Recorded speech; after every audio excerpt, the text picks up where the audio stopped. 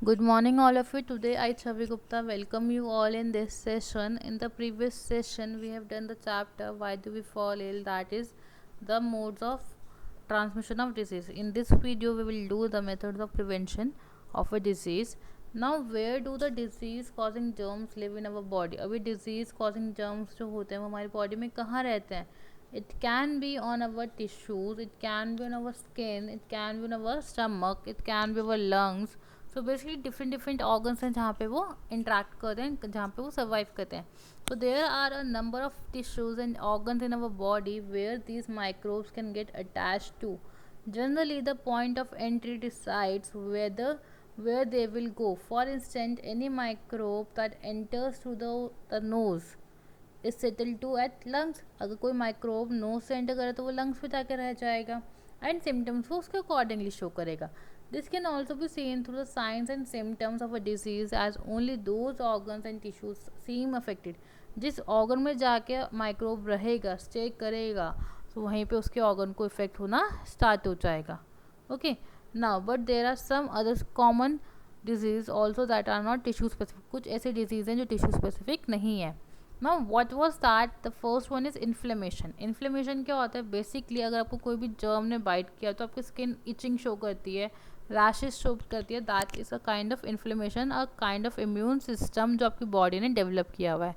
तो इन्फ्लेमेशन क्या है? Our body has an immune system. Immune system means कि अगर आपकी बॉडी में कोई भी फॉरेन मटेरियल आया है तो उसके रिस्पॉन्स में आपकी बॉडी कैसे रिएक्ट करती है, that is your immune system, in which it creates the cells that can fight against the disease causing germs.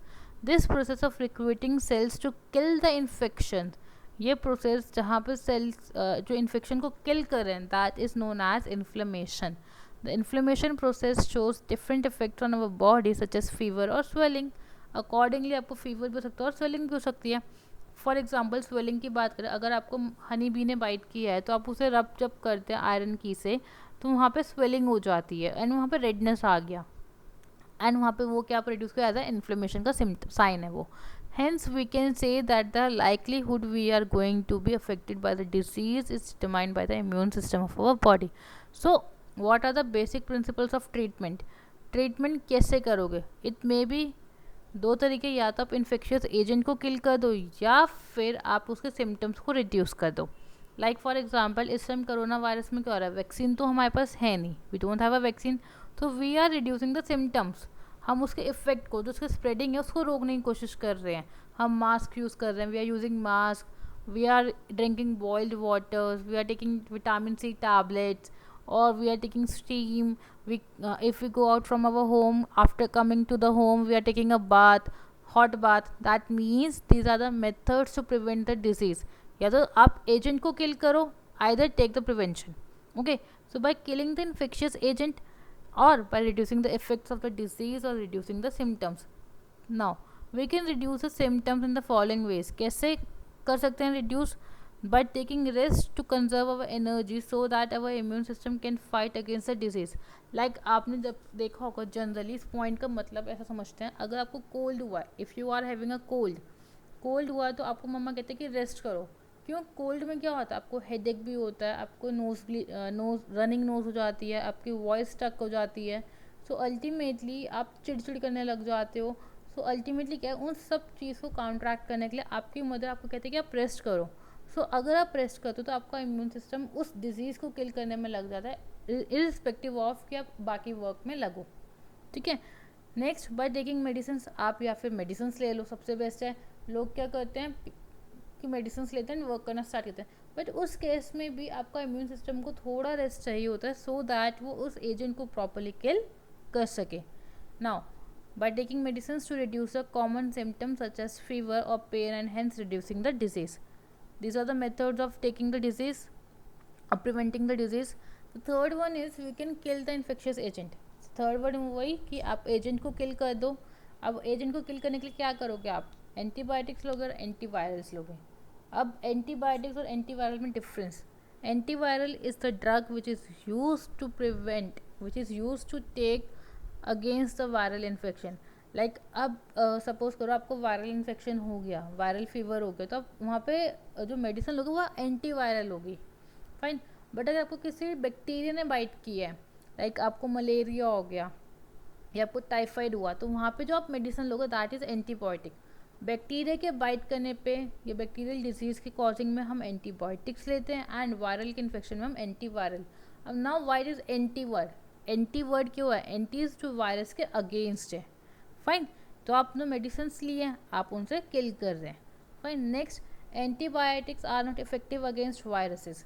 अब क्यों नहीं है? फर्स्ट ऑफ ऑल क्लास, क्या होता है, जो आपकी बैक्टीरियल ड्रग्स होती हैं वो एक्चुअली प्रोटीनेशियस नेचर की होती है, एंड अगर वो प्रोटीन नेचर की होती है एंड आपकी सेल बॉडी भी प्रोटीन नेचर की होती है, तो वो उसके पाथवे को ब्लॉक कर देती है। Antibiotics commonly work by blocking biochemical pathways that are important for bacteria. Bacteria के लिए तो ब्लॉक कर दिया, thus these inhibits the growth of bacteria, hamper the metabolism and kill them. उनके पाथ को रोक देगी। Antibiotics do not work on viruses because machinery is made up of proteins. हमारी जो एंटीबायोटिक्स होती हैं वो भी मशीनरी प्रोटीन्स की बनी हुई है, एंड जो वायरस की मशीनरी है, जो वायरस की बॉडी, वो भी प्रोटीन की बनी हुई है। तो प्रोटीन आपस में इंटरेक्ट ही नहीं कर पाते, तो इसलिए वहाँ पे एंटीबायोटिक्स वर्क नहीं करती। इसलिए वहाँ पे जो ड्रग्स लेते हैं वो एंटीवायरल होते हैं। एंड ड्रग्स का मतलब यहाँ पे क्लास कोई वो नहीं है जो जैसे अभी सुशांत सिंह राजपूत केस में दिखा रहे हैं। इट जस्ट लाइक कि एंटीवायरल ड्रग्स का मतलब होता है कि ऐसी मेडिसिन जो आपके वायरस को किल करने में यूज़ करे, तो यहाँ पे ड्रग्स का मतलब मेडिसिन है। Okay, however the most effective way to treat viral infections and disease is a vaccination। अब सबसे बेस्ट वे है कि आप या तो इंजेक्शंस ले लो, वायरल इंजेक्शंस, या फिर आप वैक्सीनेशन बना लो। अब हम क्या कर रहे हैं, कोरोना के केस में हम क्या कर रहे हैं, वैक्सीनेशन डेवलप करें। अब वैक्सीनेशन क्या होती है बेसिकली क्लास की, आपने जो डिजीज़ कॉजिंग जर्म है या वायरस है, आप अपनी बॉडी में ही इंजेक्ट करते हैं, बट वो डेड फॉर्म में होता है। तो हमारी बॉडी उस डेड फॉर्म के बाद ही उसमें एंटीबॉडीज़ बना लेती है, एंड जब वो एक्चुअल में वायरस आता है तो उसे किल करने में हेल्प करती है। लाइक अगर आपको ये समझना है वैक्सीनेशन वाला, तो 5 साल के जो बच्चे होते हैं उनको एक पोलियो बूथ पिलाई जाती है। पोलियो बूथ पे जाके पोलियो पिलाई जाती है। तो उस केस में क्या होता है आपका, वो जो पोलियो पिलाई जा रही है वो क्या है, एक्चुअली में वैक्सीन है। किसके लिए? पोलियो वायरस के अगेंस्ट में। फाइन, अब उसमें क्या है, उस वैक्सीन के अंदर हमने क्या लिया है क्लास, एक डेड वायरस लिया है जो आपकी बॉडी में इंजेक्ट किया जा रहा है। आपकी बॉडी उसके रिस्पॉन्स में एंटीबॉडीज़ बनाती है, एंड जब भी बच्चा वो वायरल ड्रग लेता है, मतलब पोलियो की मेडिसिन लेता है, तो उसको फीवर डेवलप हो जाता है। But it is a general common symptom जो आपकी बॉडी में साइड इफेक्ट की तरह जनरेट किया गया। Okay, now the principle of, अब हमने ये तो पढ़ लिया कि हम वैक्सीनेशन लेंगे, अब बट उससे पहले हमें ये पता होना चाहिए कि प्रिंसिपल ऑफ प्रिवेंशन क्या है।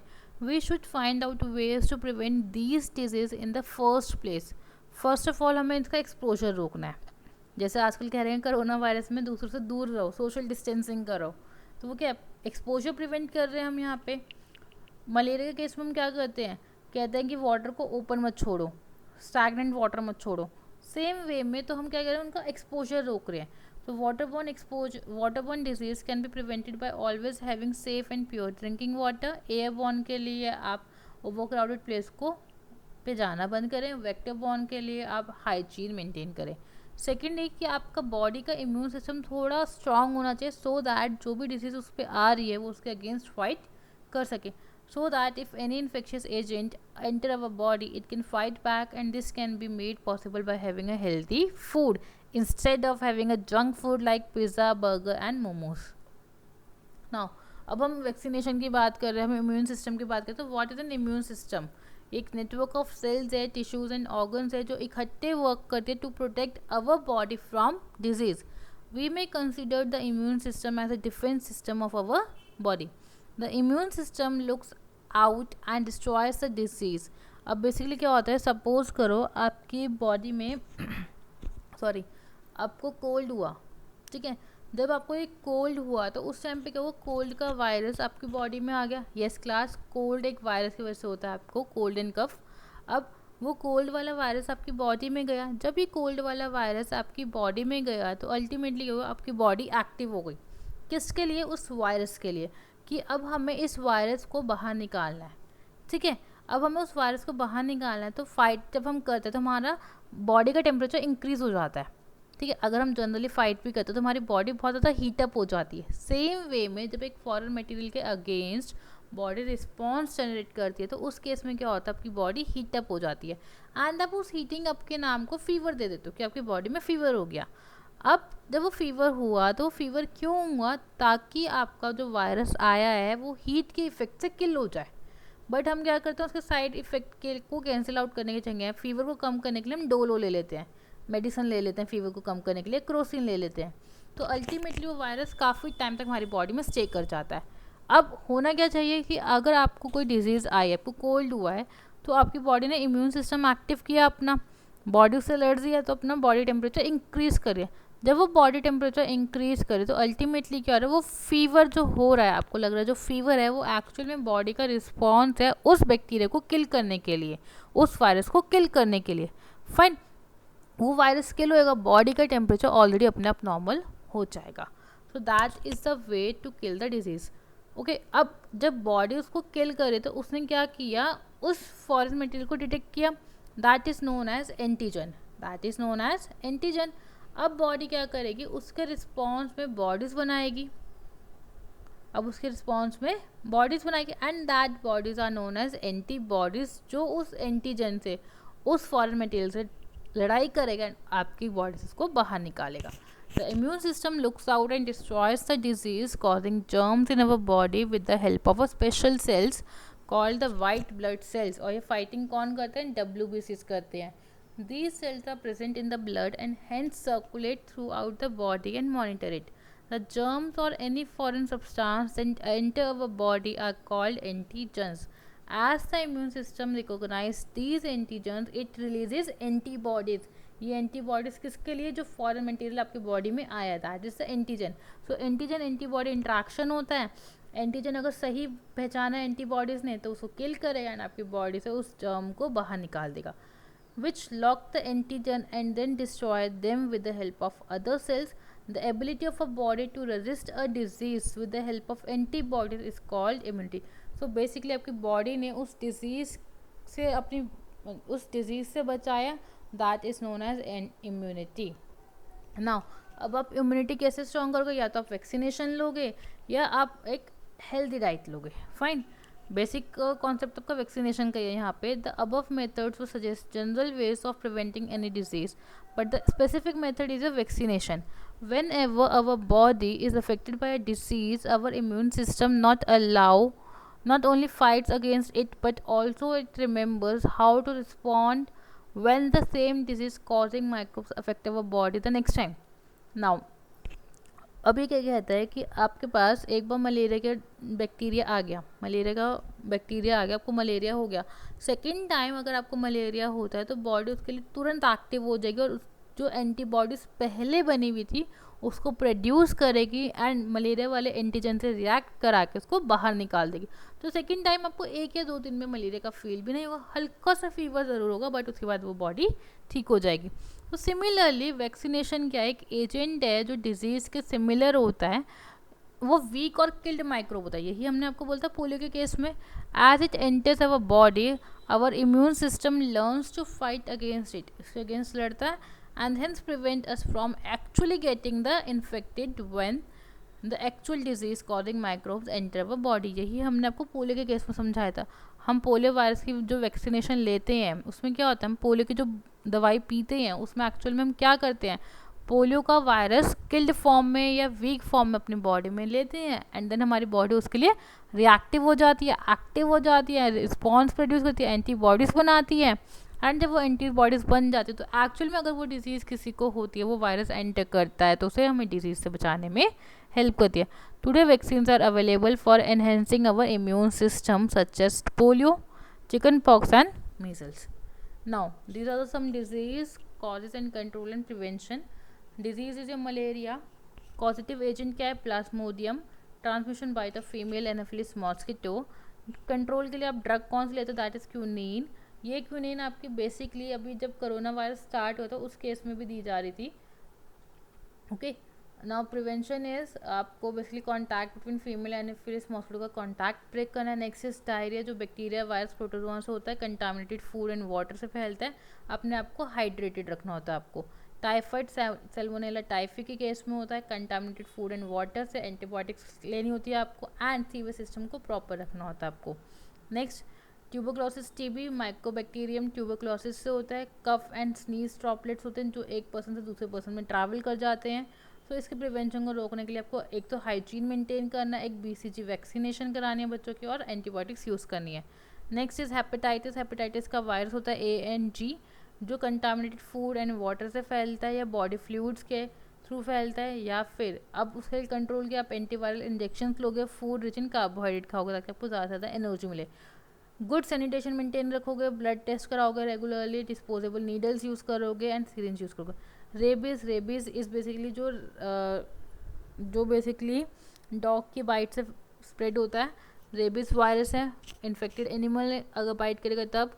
No cure after the disease develops, अगर डिजीज़ फैल जाए तो वहाँ पे कोई क्योर नहीं है।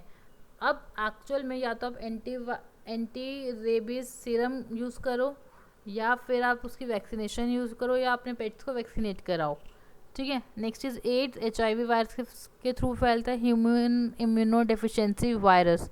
Infected blood, semen, breast milk या मदर टू फीटस फैलता है। इसका कोई क्योर नहीं है अब तक। Combination of drug slow down the process of the disease, कोई ड्रग नहीं बनी है अब तक इसका। तो अल्टीमेटली यहाँ पे क्या होता है, आपका डिजीज़ अगर फैल गई तो ultimately it leads to your death. Now screening है, ब्लड टेस्ट होता है, किसके थ्रू आपको अगर ब्लड टेस्ट कराना है तो प्रॉपरली कराओ, इन्फेक्टेड नीडल्स यूज़ मत करो, सेफ सेक्स प्रैक्टिसेस करो। Next, influenza myxo virus, cough and sneeze droplet से कोई क्योर नहीं है इसका, बेड रेस्ट है, एस्पिरिन की टैबलेट्स लो, प्रोवाइड रिलीफ, वो रिलीफ करता है, keeping away from infected persons. Okay, now also what we have read methods of prevention, immunization and vaccination. That's all for today. So we have completed this chapter. So if you have any doubt you can contact me, but please do the work on time. Thank you and have a nice day.